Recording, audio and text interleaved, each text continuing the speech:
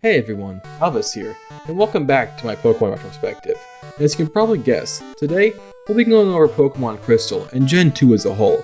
Funnily enough though, just like with Yellow, I have a very limited history with these games. Yeah, we're 2 for 2 for games we'll be finishing for the first time in this video series.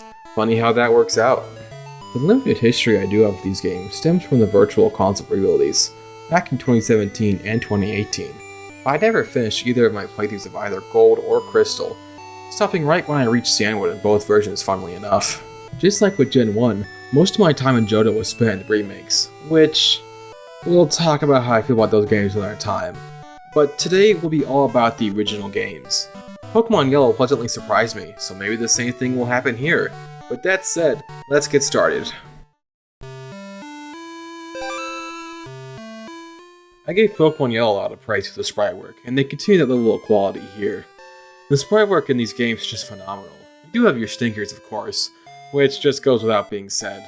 But everything here looks really nice, and since the game was actually made from the ground up for the Game Boy Color, the sprites got proper coloring and shading, which just adds to already great looking sprites. Crystal also added intro animations to all the Pokemon, which helps bring a little life to the battles.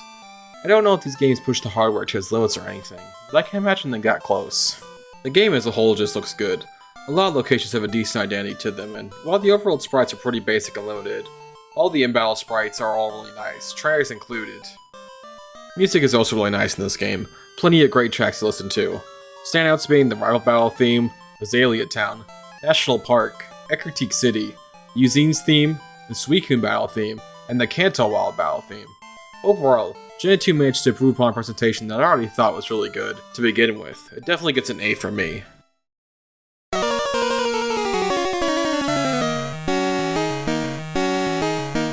Just like Pokemon Yellow, the story in this game is very basic. In fact, I think as a whole it's somehow even more basic in some ways, since Team Rocket has no named characters in the entire organization. Yeah, if you've only played the remakes, this might shock you, but not a single member of Team Rocket in this game has any kind of unique name. The most unique they get is Rocket Executive. The only really interesting part of the story is Silver, and he's an absolute hater. Like, forget Blue being this big hair that everyone loves. Silver has him beat in every way. At every turn, he is constantly doing what he can to put you down. Whether it be making fun of you for falling into a hole that literally just appeared out of nowhere from beneath you, or just being in straight up denial about you actually beating him earlier in the game, and just writing it off as a fluke. He has a little bit of depth as he learns to trace Pokemon better, but its real memorable moments come from him just being a hater and nothing else. Other than him though, there isn't much here that I want to talk about really. The only other highlight story-wise is fighting Red, but I feel like your mileage will vary for how much that really means to you from a story perspective. So how about we just go ahead and get started with how I feel about the gameplay.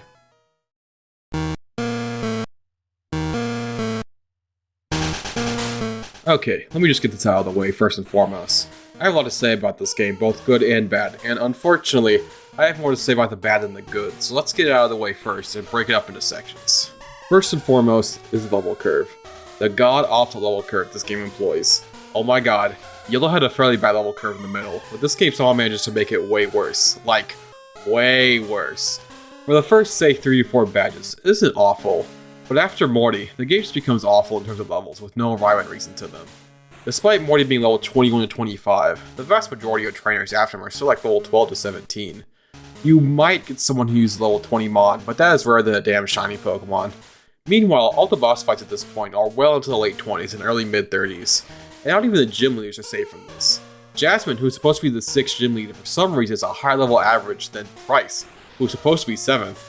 Yes, you can technically fight them in any order you want, but that isn't just a magic excuse for this being like this. And this isn't just something that plagues the mid-game, this happens throughout the entire goddamn game. Well into the last third of the game, you'll still rarely be fighting any trainer who has a Pokemon above level 30. It makes trainer fights feel like a chore. You barely get anything from them in both gameplay and experience wheels. Meanwhile, the gym leaders to other bosses are constantly around mid-40s to early 50s. I was already getting a bit tired of it by the end of Johto, but the entirety of Kanto suffered from this. It just made the entire section of the game just a bore to play through. Another thing I should bring up that, yes, it is technically possible to beat the game even severely underleveled. Hell, I even did it in this playthrough, as my team was only about level 50 across the board when I beat Red. But, A, just because it's feasible to do this doesn't mean the level curve is not a problem. This doesn't excuse the point of trainers in the late game being just a bunch of time-wasting nuisances, or just the downright bipolar level differences of the gym leaders, and B, I should not be used as a box standard to what is possible in these games. I am a veteran of this franchise, being with it for damn near 20 years now, so I understand it pretty well at this point, inside out. Not to mention all the RPGs I've played those 20 years of gaming. TLDR, just because I was able to do it, do you think that someone who is new to Pokemon as a whole would have a fun time dealing with this downright insane level curve? Personally, I don't think they would. You'd think with how much I complain about this, I would think the game was bullshit hard or something. No. I think this level curve makes the game more borderline brain dead if anything else. Like I said, most normal trainers barely go past level 30 to 35, meaning once you're past those levels, everything that isn't a boss fight is just so insanely easy. You wonder why they even put them there to begin with.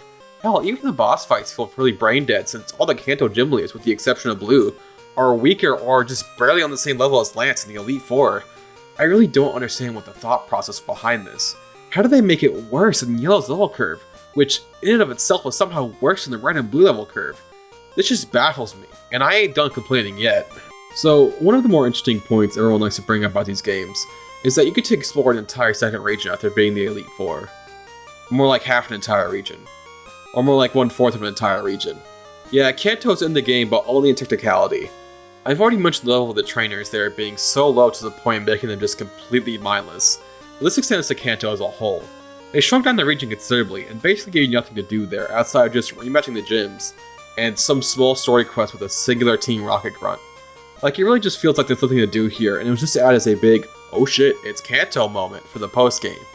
It was honestly just extremely boring to play through that section of the game, and despite how short it is, it still felt like it dragged on forever. But it's not just Kanto that suffers, although, luckily, the other side of the mountains fares at least a little bit better. Johto is an odd region. In terms of size, I think it might just outright be one of the smallest regions in the series.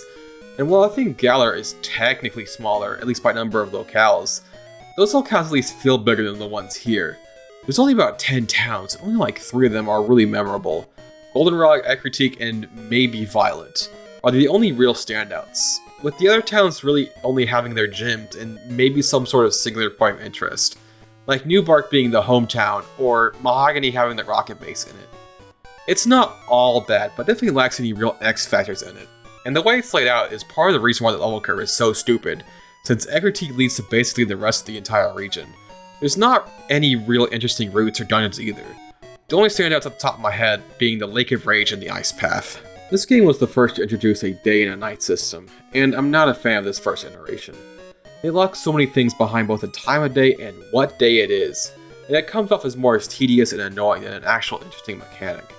Depending on how you play the game, you might just not get the chance to see specific events or specific Pokemon, since, oops, you didn't play at 10 AM on a Thursday. I also mentioned the phone in this section, since it is technically related to the time system. I also hate the phone with a passion, since they lock usually easy to get items, like the evolutionary stones, behind the phone. Essentially, if you want a water stone, you have to register the number of some random trainer you fought, which you can only register 10 of, by the way.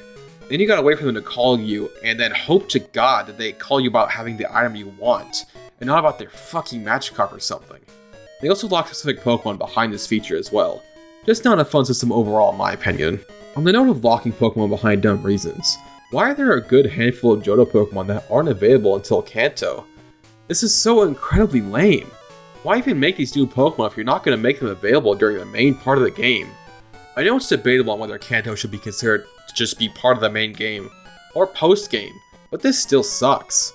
I know in a lot of games they make some strong Pokemon only obtainable in the late game, and that's fine as it makes sense. But what the fuck is so special about Murkrow that makes it so I can't use it at Johto? I feel like this lists limited options for the main game teams, and it feels like they're over-relying on the returning Kanto mons.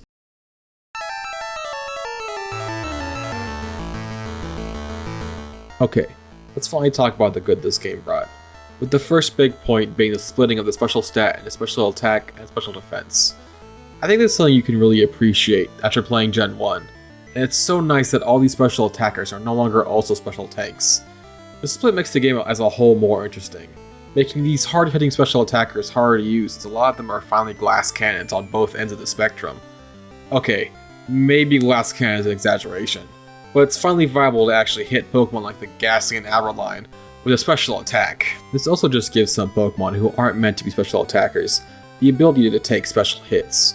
No Pokemon exemplifies this better than Snorlax, I think, with him going from a paltry 65 special stat to a whopping 110 special defense stat. Another great change is the critical hit rate.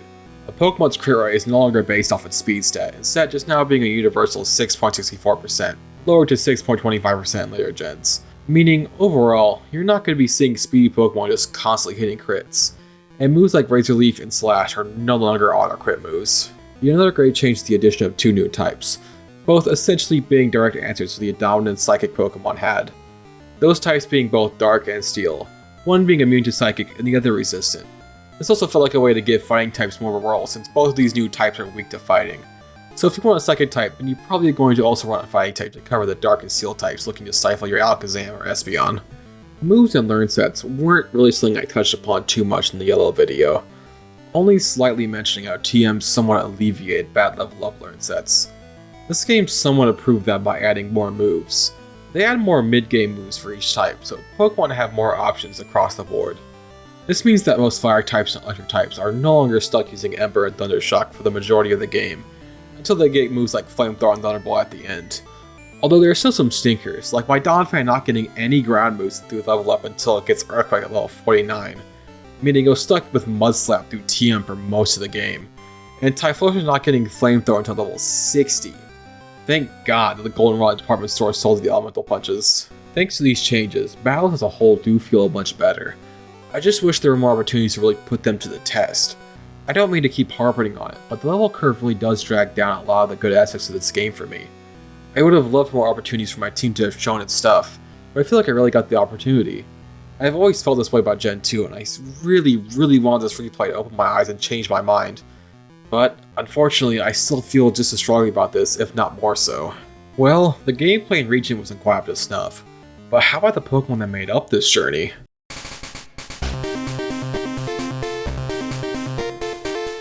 This is a new section I'd like to introduce for both this video and the rest of this video series, going over my general thoughts on this gen's roster of Pokemon, and highlighting my favorites.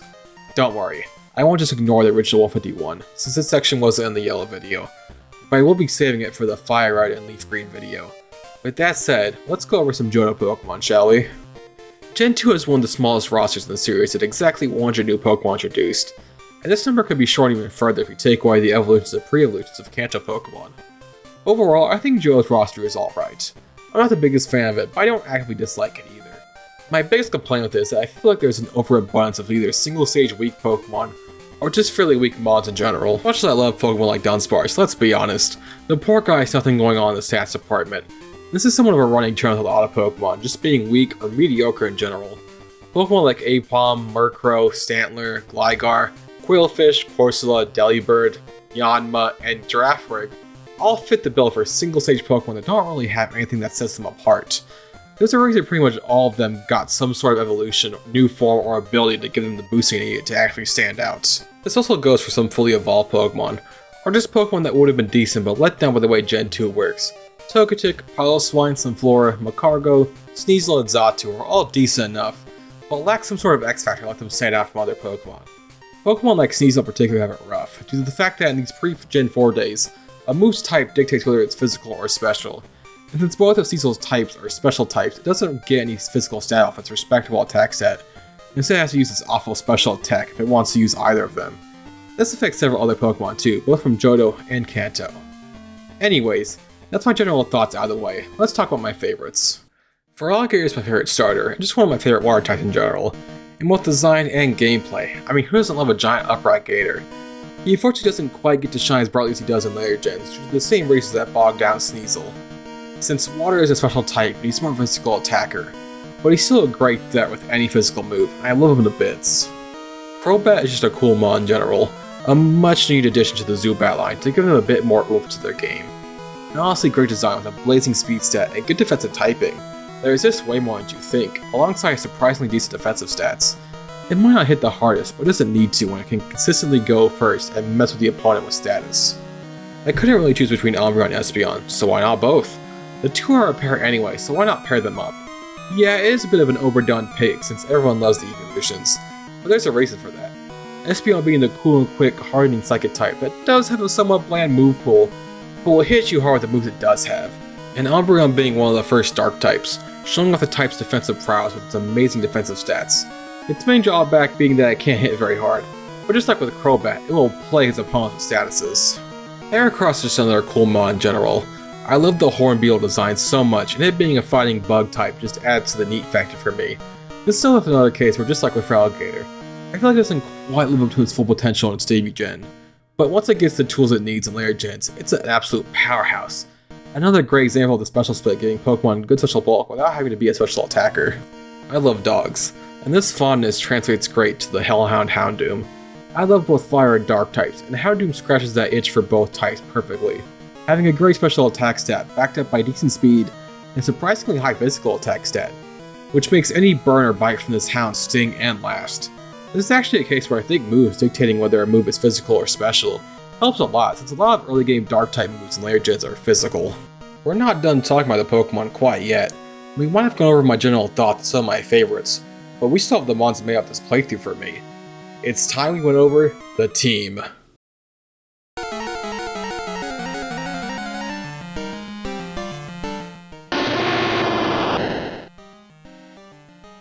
For our starter, we had Typhlosion, which might surprise some since I stated Feraligatr as my favorite. But as I mentioned, I think Feraligatr shows his true potential in later gens, so I'm saving him for the remakes. So for Crystal, we had Typhlosion, a pretty great team member all around, and a much better fire type than Charizard was in Yellow. Actually getting a new fire move in Flame Wheel at level 31, and also being able to learn Fire Punch through TM after fully evolving. Not to mention also learning Thunder Punch for some nice coverage. Her name was Lucky, and yeah, that's right, Lucky was a girl. I got lucky and ended up with a female starter, which is pretty rare. Overall, she was just a very reliable team member, having good damage and able to take hits when needed. Our second member was Famps the Donphan, a team member who was actually much better than I was expecting. As mentioned in a previous section, Donphan doesn't get any good ground type moves to level up aside from Earthquake at level 49, so she was stuck with Mudslap via TM for most of the game. Despite this, she actually surprised me just how much damage she did. Despite Mudslap's low BP, her massive attack stat managed to make up for that alongside her other moves in Takedown and Rollout. Rollout especially being really nice, comboing with Defense Curl to deal a good chunk of damage to any kind of neutral target.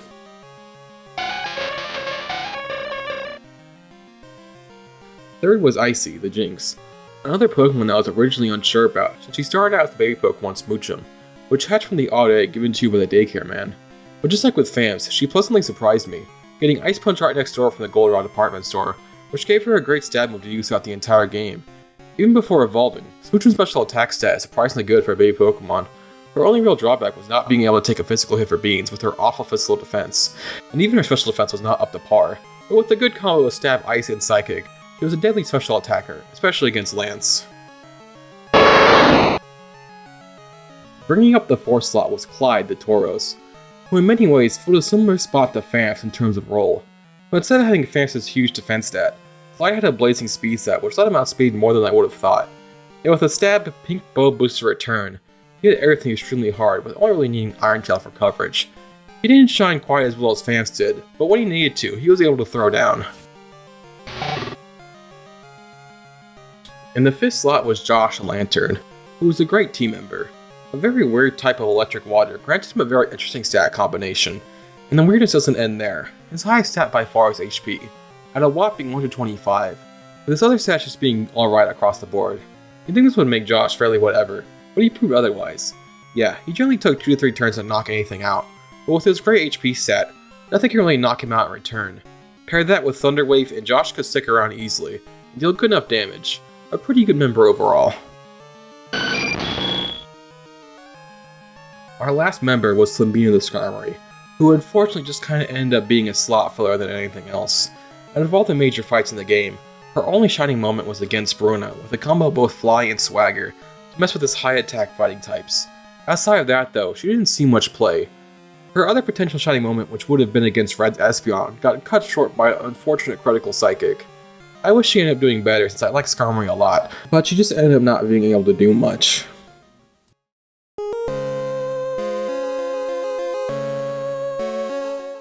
As unfortunate as it is, this playthrough of Crystal did little to change the negative outlook I have on Gen 2. There's just too many missteps and frankly odd decisions that bogged the game down for me. While there are moments that shone through the darkness, there were just too few and far between to really make a difference. I don't hate these games per se, but I just can't bring myself to like them either, which sucks, because I know so many people have such fond memories of these games, but I just can't in good mind share that with them. Hopefully the next games in this retrospective will be a better time, which I think they will. This is also the end of the games I haven't spent much time with. From here on, we'll be looking at games I have finished at least once in my life, and I've spent a good amount of time with. So I will see you all here next time with Pokemon Emerald.